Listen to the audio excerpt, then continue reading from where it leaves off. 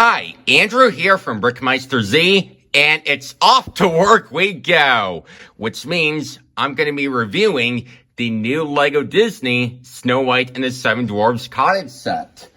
This is set number 43242, and it has a total of 2,228 pieces. And this set recently came out in March 2024 for $220. This set is, of course, based on the first Disney animated movie from 1937. But before we dive into the build, let's take a look at all the minifigures first.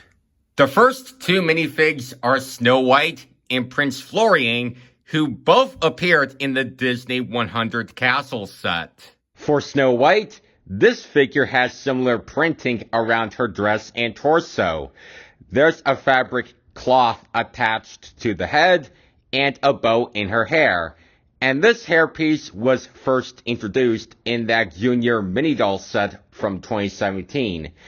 And two expressions she have are this happy face and a sleepy face. As for Prince Florian, his overall outfit is some sort of armor in blue. There's those gold shoulders and brown straps all around the torso. And you can move the cape to see the back printing. He has a happy look on the front of his face and a scared look on the back. Next is the Evil Queen in disguise, and this is the same version that appeared in the Villain Icon set. This figure has white hair on the front, which is torso printing, and a poison apple as an accessory. And when you remove the hood, you can get a look at two different evil expressions on the face. And for the Seven Dwarfs, we have Doc, Grumpy, Happy, Sleepy, Bashful, Sneezy, and Dopey. The design of them all have new pieces for the beard and gnome hats. And while Dopey doesn't have a beard, he has an elf hat that appeared in LEGO Christmas sets. And one of the face prints shows the lips when Snow White kissed him. It is kind of adorable, which I do love.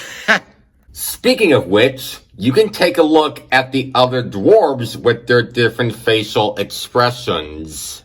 Moving on to the build, we have the Seven Dwarfs Cottage. And this is actually inspired by the LEGO Ideas version made by Han Wizoa first, which got rejected twice. How that happened must have been a controversy with the upcoming live-action Snow White film, if I'm not mistaken. How is this different compared to the Ideas version? Well, if you open up the cottage in the official version, it shows that this is actually split into two sections using different hints and clip pieces. And if you want to see what the inside looks like, you can turn this around, and it's actually just a facade. But if you compare this to the Ideas version, that is fully enclosed and has removable walls. Funny enough, the Ideas version has a build for the back wall, while the official version does not. So what do we have on the first floor?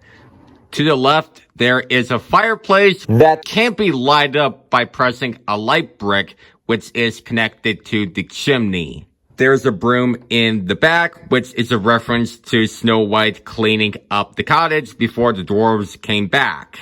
There's also a cuckoo clock hanging on the wall near the door, and a build for the dining table. And even though the dwarves can't sit down because they have short legs, you can make them stand up in their seats just like this while they're eating their feast. Or you can remove the short legs and replace it with an interesting build technique. What you have to do is take a modified 1x1 brick on top and a plate on the bottom. And once you connect those to the torso, the short legs are now sitting down. Clever. Next, you need one of the chairs. Take out that 2x2 plate and replace that with a tile. This means that the dwarves can now sit down and have their feast just like that. To the right is a small living room where you'll find Grumpy playing the organ. And you can recreate this scene from the movie when Snow danced with the dwarves. There's a small kitchen in the back that has the sink and a barrel. And on the table, there is the pie that Snow White made for Grumpy. But if you remove that table, you notice that there is actually a mouse hole with leftover cheese. Above the first floor is an attic where the dwarves kept all of their diamonds and jewels. And to the right, you'll find the dwarves' bedroom when you remove a part of the roof. The design of the beds has a new round half tile, which is found on both sides. But the front only has a sticker that represents the dwarves' names. And you can recreate another scene where Snow fell asleep in the beds while the dwarves came home from work. Above the beds is another attic that has a cup, a stocking, and a spider. And now that showed you the inside of the cottage, let's take a look at the outside. There is a small build of a workstation where the dwarves can actually separate the gems. And the exterior itself has so many scenery designs, rather be the build for those pine trees and the flowers on the ground. Also, this build for a tree stump and the leaves hanging above the front door. There is a birdhouse in front of this white tree, and you can see that there is a butterfly on top. On the other side, there is a mushroom and some more pine trees. And I do love these little critters hanging out front with the rabbit and two squirrels. And there is another birdhouse attached to the roof. And if you're wondering how the roof is built, it is made out of different slope curved pieces and tooth pieces in yellow. When you get to bag 10, the instructions will show you how to separate the pieces. Do not try to mix them all up because you don't want to be frustrated, and that will be very confusing. But other than that, the rest of the exterior has some wooden boards all around the cottage. Rather be a printed 1x1 tile of an owl at the front. And around the windows, there are those 2x3 printed tiles of these shutters. And there is actually a cutout heart in the middle. For the side builds, there's the whistling wheel that appeared at the beginning of the film. And that's actually one of the smaller builds that I designed for my LEGO Disney Advent Calendar last year.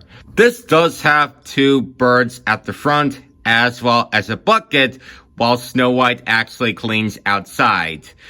And I do love the flowers around the poles and on top of the roof. And if you look inside, there is water, which is around 2x2 tile in blue. And you can use around 1x1 tile as a coin to put in there and make a wish. And the final build of this set is a side build of the glass coffin. And this is where Snow White died after when she ate the evil queen's poison apple. How this works while she is asleep, you can open the side just like this, put her in, and put that over. But the back of it sometimes is not secured when super loose and kind of falls off. If you look closely on the sides of the coffin, there is a printed 1x4 tile, which is hard to see because the leaves. So let me just remove that. There we go. You can get a look at her name, which is found on both sides. And at the back, we do have some trees in the background. Oh, and one last scene that you can recreate is that when Florian comes over, she kissed Snow, and then she woke up from her death, and that's how the story ends. And that's it for the entire set. For my final thoughts, This is by far one of my favorite LEGO sets of the year. We've been wanting the Snow White Cottage set ever since the Ideas Project was denied in the past. And I'm very happy that LEGO finally got it made. The inside of the cottage has many references that you can recreate your favorite scenes. And I love the foliage all around the outside. The minifigure selection looks perfect. And this will make a great display piece with your medieval LEGO sets, including the new Market Street set. So, great job, LEGO. Thank you so much for making this as a set. But I hope to see you make future LEGO minifigure sets based on other animated Disney movies besides Snow White. So let me know what you think about this set in the comments below. Don't forget to subscribe to BrickMeisterZ and turn on notifications so that you don't miss out on my future videos. Thanks for watching, and I'll see you again next time. Bye.